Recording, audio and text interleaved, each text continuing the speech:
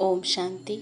आज हम 20 जुलाई 2023 की बाबा की साकार मुरली सुनेंगे। बाबा कहते हैं, मीठे बच्चे, शिव बाबा का चित्र एक कोठरी में रख दो। घड़ी घड़ी जाकर उसके सामने बैठ बातें करो तो सारा दिन याद बनी रहेगी। प्रश्न, नया और अनोखा प्यार कौन सा है जिसकी अनुभूति केवल संगम पर ही होती है? उत्तर, विचित्र बाप के साथ प्यार करना, यह है नया प्यार। तुम जानते हो, निराकार विचित्र बाबा इस साकार में आया हुआ है। हम उनके सामने बैठे हैं। हमें संगम पर डायरेक्ट ईश्वर का प्यार मिलता है। यह है नया और अनोखा प्यार। सारा कल्प देहधारियों से प्यार किया, अब विदेही बाप से प्यार करना है। ऐसा प्यार संगम पर ही होता है। गीत, कौन आया मेरे मन के द्वारे, पायल की झनकार लिए। ओम शांति। बच्चे जानते हैं कि बेहद का बाप विचित्र है और अभी एक नया प्यार लेकर के हम बाबा के पास बैठे हैं, वह आए हैं। इसको नया प्यार कहते हैं। ईश्वर का प्यार सिर्फ एक बार बच्चों को मिलता है। बच्चे समझ सकते हैं, बरोबर परमपिता परमात्मा को हम सब याद करते हैं। वह बैठ बच्चों को पढ़ाते हैं। वह निराकार विचित्र बाबा इसमें आया हुआ है। परमपिता परमात्मा हम आत्माओं का बाप है। हम अभी उनको जान पहचान गए हैं। यह प्यार भी अनोखा है। वैसे तो हमेशा देहधारी को ही प्यार किया जाता है। यह है विदेही, बिगर देह के। हम उनके सामने बैठे हैं। वह बहुत प्यार से आकर पढ़ाते हैं। तो नई बात हुई ना। आगे जो आशाएं थी, धन मिले, महल मिले, वह सब आशाएं बदल गई हैं। सारी दुनिया में तुम्हारी आस बदली हुई है। हम अभी बाबा से विश्व का मालिक बनने का पुरुषार्थ कर रहे हैं। अभी तुम सम्मुख बैठे हो, जानते हो वही सब आत्माओं का बाप पतित पावन शिव है। याद भी उनको ही करते हैं। अभी तुम बच्चे सम्मुख बैठे हो, दिल में उमंग है। बेहद के बाप से बेहद का वर्षा लेना है। कितना विचित्र, अनोखा, वंडरफुल बाबा है। यह और कोई नहीं जानते, सिर्फ तुम ही जानते हो। बाप कैसे अपना बनाकर फिर पढ़ाते हैं। तो ऐसी क्या युक्ति करें जो घड़ी घड़ी बाप को याद करते रहें? बाप राय देते हैं, हर एक अपने घर में शिव का चित्र रख दे। शिव बाबा का चित्र देख समझेंगे, बेहद का बाबा पतित पावन आया हुआ है, पावन दुनिया स्थापन करने। उनसे हम अभी 5000 वर्ष पहले माफिक वर्षा ले रहे हैं। स्वर्ग के स्वराज्य का आत्मा जानती है। हम स्वर्ग में जाकर शरीर के साथ राज्य करेंगे, जो बात कभी स्वप्न में भी नहीं थी। अब वह आया है तो एक कोठरी अपनी बनाए शिव का चित्र रख, उसमें लिख देना चाहिए बाबा आया हुआ है। उनको आना ही है स्वर्ग की स्थापना करने, नरकवासियों को स्वर्गवासी बनाने। घड़ी घड़ी शिव बाबा को देखते रहेंगे तो याद रहेगी। चित्र गले में ही डाल देते हैं। पति का चित्र भी गले में डाल देते हैं ना। तुम बच्चों के लिए भी तैयार करा रहे हैं। पारलौकिक बाप को याद करना बड़ा अनोखा है और सभी की याद को समेट एक को याद करना है। जैसे भक्ति मार्ग में भी अपने घर में पूजा की कोठी अथवा मंदिर बनाते हैं ना, वैसे ज्ञान में भी कोठी बनाए, उसमें सिर्फ शिव बाबा का चित्र रखना चाहिए। मनुष्य समझते हैं ब्रह्मा कुमारियों की मुरली बेकार से छुड़ाती है। अरे यह तो अच्छा है ना, पावन बनने लिए जरूर विकारों को तो छोड़ना होगा। बिगड़ते हैं, भक्ति क्यों छोड़ते हो? अच्छा, हम भक्ति करते हैं परंतु एक की, दूसरा ना कोई। और संग बुद्धि योग तोड़ देना है। तुम्हारी युद्ध माया से है। तुम बाप को याद करते हो, माया तोड़ने की कोशिश करती है। हमको शिव बाबा से वर्षा मिलता है। ऐसे याद करते रहेंगे, शिव बाबा को देखते रहेंगे तो तुम्हारी कोठी वैकुंठ बन जाएगी। मीरा भी भक्ति करती थी तो वैकुंठ का साक्षात्कार करती थी। उनको भी साक्षात्कार कराने वाला शिव बाबा है। तुम्हारी बुद्धि में अब आया है, हम शिव बाबा से विश्व का मालिक बनते हैं। भक्ति मार्ग में यह पता नहीं रहता शिव क्या करते हैं, क्यों उस पर बलि चढ़ते हैं। तुम समझते हो सबसे ऊंच है शिव बाबा, उनको ही परमात्मा कहा जाता है। परमात्मा से जरूर नई चीज मिलेगी। उनको हेवनली गॉड फादर कहा जाता है। स्वर्ग में है श्री कृष्ण, उनको फादर नहीं कहेंगे, वह तो बच्चा है। स्वर्ग स्थापन करने वाला बाप है निराकार, वह देहधारी नहीं। यूं तो आजकल सबको फादर कहते रहते हैं, गांधी को भी बापूजी कहते हैं, परंतु सब धर्म वाले नहीं कहेंगे। अर्थ तो समझते नहीं। तुम जानते हो सबका बापूजी शिव बाबा है। शिव दादा नहीं, बाबा। वह निराकारी दुनिया में रहते हैं। श्री कृष्ण को याद करेंगे, लेकिन वह तो वैकुंठ निवासी है। ऋषि मुनि आदि सब देहधारी यहाँ होकर गए हैं। परमात्मा है निराकार, उनको देह है नहीं। सर्वव्यापी के ज्ञान कारण बुद्धि किसकी भी चलती नहीं। बाप आकर बुद्धि का ताला खोलते हैं। यहाँ है नई बात। और सत्संग में ऐसे नहीं समझते हैं कि शिव बाबा नॉलेज दे रहे हैं। वहाँ तो सब देहधारी बैठे हुए हैं। तुमको निश्चय है हम निराकार बाप से सुन रहे हैं। निराकार जरूर जब साकार में आए तब तो पहचान दे। कल्प कल्प बाप आते हैं, आकर मालिक बनाते हैं। फिर भी माया कितना हैरान करती है, विघ्न डालती है। रुद्र ज्ञान यज्ञ में असुरों के विघ्न पड़ते हैं। देह अभिमान आने से ही विघ्न पड़ते हैं। बाबा कहते हैं अपने को अशरीरी समझो, हम तो बाबा के बने हैं। बाबा वापस लेने आए हैं। यह शरीर छोड़ अब वापस जाना है। अपने से बातें करो। सूक्ष्म देहधारी व स्थूल देहधारी सबकी याद छोड़नी है। पक्का पक्का निश्चय करना है। हम आत्माएं परम धाम से आई हैं, वहाँ के हम रहने वाले हैं। सतयुग में इतने जन्म राजाई की, 84 जन्म लिए, अब नाटक पूरा होता है। वापस जाना है। घर में कोई हंगामा हो तो कोठरी में शिव का चित्र रख दो। ब्राह्मण लोग स्त्रियों को कहते हैं कि शिव की पूजा नहीं करनी है, परंतु शिव बाबा तो आते ही हैं माताओं के लिए। शिव के ऊपर तो बहुत जाकर लोटियां चढ़ाते हैं। पुजारी लोग खुश होते हैं क्योंकि माताएं सबसे जास्ती पैसे रखती हैं। भक्ति की सच्ची भावना अबलाओं माताओं में रहती है। पुरुष तो जैसे खग्गे हैं, घड़ी घड़ी बाहर निकल जाते हैं। बुद्धि योग बहुत भटकता है। पत्नी का पति तरफ बहुत मोह जाता है। तुम बच्चे समझते हो यह दुखधाम है। अब सुखधाम स्थापन करने वाला बाबा आया हुआ है। युक्तियाँ रचनी है। हम बाबा को कैसे याद करें? उनको इन आँखों से नहीं देखा जाता।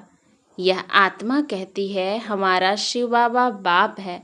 शिव का चित्र देखने से बड़ी खुशी होगी। तुम बच्चों का योग भी अव्यभिचारी चाहिए। शिव का चित्र रख घड़ी घड़ी याद करते रहो। बाबा ने अपना मिसाल बताया था। लक्ष्मी नारायण के चित्र से हमारा कितना प्यार था। फिर एक दिन ख्याल आया लक्ष्मी दासी बन पांव दबा रही है, ऐसे तो ठीक नहीं है। तो आर्टिस्ट को कहा इससे लक्ष्मी को तो मुक्त कर दो। बाकी नारायण का चित्र पॉकेट में पड़ा रहता था। एक पॉकेट में, एक मुरादी के बॉक्स में घड़ी घड़ी चित्र देखता रहता था, जैसे मस्त, परंतु गुप्त करता था। कोई देखे नहीं, नहीं तो कहेंगे यह क्या करता है। पहले श्री कृष्ण से प्यार था, फिर उनको छोड़ विष्णु से हो गया। जैसे भक्ति नौधा होती है, वैसे यह याद भी नौधा होनी चाहिए। इससे प्राप्ति बहुत भारी है। उनसे तो कुछ नहीं, अल्पकाल के लिए थोड़ा सुख मिलता है, फिर दूसरे जन्म में मेहनत करनी पड़े। भक्ति में, धंधे आदि में मेहनत लगती है। कमाओ तब खाओ। बाबा तुमको इस एक जन्म में इतनी मेहनत कराते हैं जो 21 जन्म प्रारब्ध भोगते रहेंगे। कुछ मेहनत करने की दरकार नहीं रहेगी। 21 जन्म सदा सुखी रहेंगे। तो ऐसा बाप जो पुरुषार्थ करना सिखलाते हैं, उनको तो याद करना चाहिए ना। कहते हैं श्वासोश्वास याद करो। गुरु लोग अपने शिष्यों को कहते हैं माला फेरो, राम राम करते रहो। बस राम राम जपते जपते रोमांच खड़े हो जाते हैं। राम राम की मस्ती में झूलते हैं, जैसे कि राम की पूरी में पहुंच गए हैं। तुमको तो बाबा कहते हैं एक शिव बाबा की याद का अजपा जाप करो और कुछ याद न आए, परंतु माया भी सामना करती है। भक्ति मार्ग में थोड़े ही माया सामना करती है। यह है माया और ईश्वर के बच्चों की युद्ध।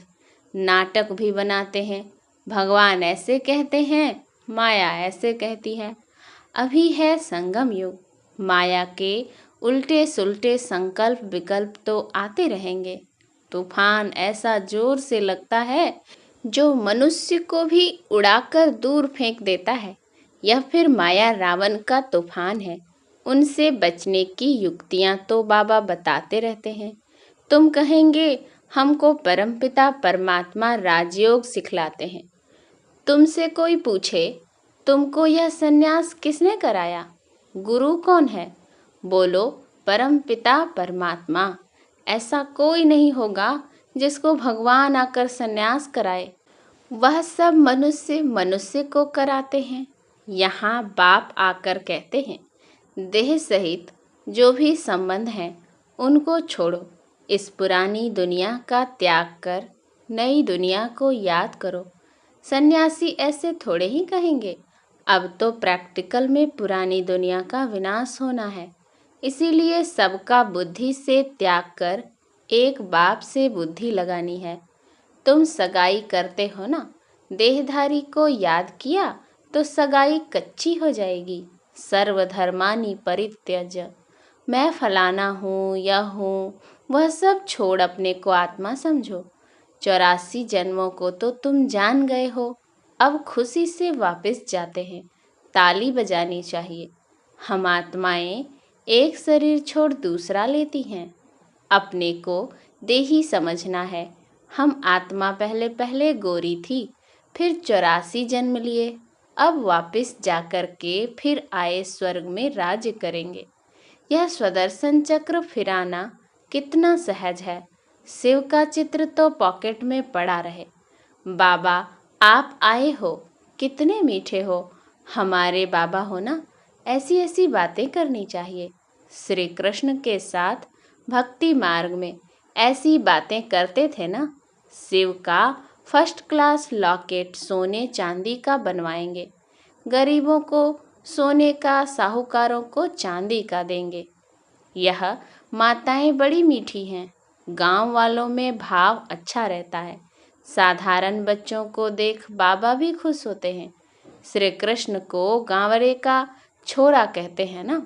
श्री कृष्ण तो गांवड़े का छोरा बन न सके, वह तो स्वर्ग का मालिक है। इनकी और श्री कृष्ण की बातें मिक्स कर दी हैं। गांवड़े का पूरा अनुभव इनको है, तो शिव बाबा व श्री कृष्ण गांवड़े का छोरा बन न सके। हाँ, यह दादा छोटेपन में था, पला ही गांवड़े में हूँ। तो इस साधारण तन में फिर बाप ने आकर प्रवेश किया है। बाबा ने मुख्य बात समझाई है कि सारा मदार है याद पर। याद कभी भूलनी नहीं चाहिए। लौकिक बच्चा थोड़े ही कभी कहेगा मैं बाप को भूल जाता हूँ। सजनी कभी साजन को भूल जाती है क्या?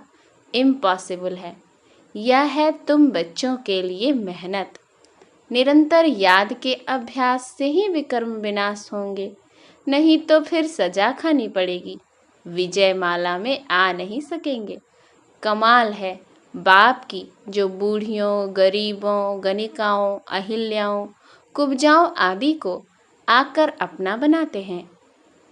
यूं तो कोई चित्र की दरकार नहीं है, परंतु माया भुला देती है, इसीलिए चित्र रखा जाता है। बुद्धि में रहना चाहिए। हम जाते हैं बाबा के पास, रास्ता देख लिया है मुक्ति, जीवन मुक्ति का, और कोई पंडा होता ही नहीं है। इनको इंद्रप्रस्थ भी कहते हैं। कोई पतित आकर छिप कर के बैठेगा तो पत्थर बुद्धि बन जाएगा।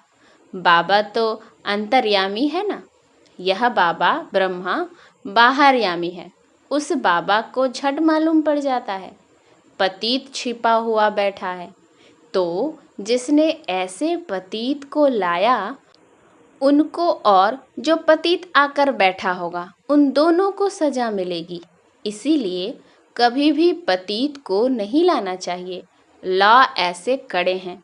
कोई पतित छीछी को नहीं बिठाना चाहिए, नहीं तो बड़ी कड़ी सजा के भागी बन जाएंगे। यहाँ कोई चोरी ठगी चल न सके।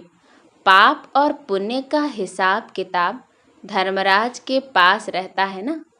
अच्छा, मीठे मीठे सिकिल्धे बच्चों प्रति माता पिता बाप दादा का याद प्यार और गुड मॉर्निंग। रूहानी बाप की रूहानी बच्चों को नमस्ते। हम रूहानी बच्चों की रूहानी बाप दादा को याद प्यार गुड मॉर्निंग और नमस्ते नमस्ते नमस्ते। धारणा के लिए मुख्य सार। पहला, सभी की याद को समेट बुद्धि योग सभी से तोड़ एक बाप की याद में रहना है। शिव बाबा की कोठी बनाए उनकी अव्यभिचारी याद में बैठना है। दूसरा, अपने आप से मीठी मीठी बातें करनी है। हम पहले कितने सुंदर गोरे थे, फिर 84 जन्म लिए, अब खुशी से वापस जाते हैं। ऐसे अपने साथ बातें कर स्वदर्शन चक्र फिराना है। वरदान, स्वचिंतन और स्वदर्शन द्वारा हीरे समान अमूल्य जीवन का अनुभव करने वाले बेदाग भव। हीरे समान अमूल्य जीवन का अनुभव करने के लिए सदा स्वचिंतन करो और स्वदर्शन चक्रधारी बनो, क्योंकि हीरे को दागी बनाने वाली केवल 2 बातें हैं, एक परदर्शन, दूसरा परचिंतन। यही 2 बातें संग के रंग में स्वच्छ हीरे को दागी बना देती हैं। इसीलिए इस मूल बीज को समाप्त कर स्वचिंतन करो और स्वदर्शन चक्र फिराओ, तो धूल और दाग लग नहीं सकता। सदा बेदाग सच्चा हीरा चमकता हुआ अमूल्य हीरा बन जाएंगे। स्लोगन, विचित्र बाप के चित्र और चरित्र को याद करने वाले ही चरित्रवान हैं। अच्छा, ओम शांति।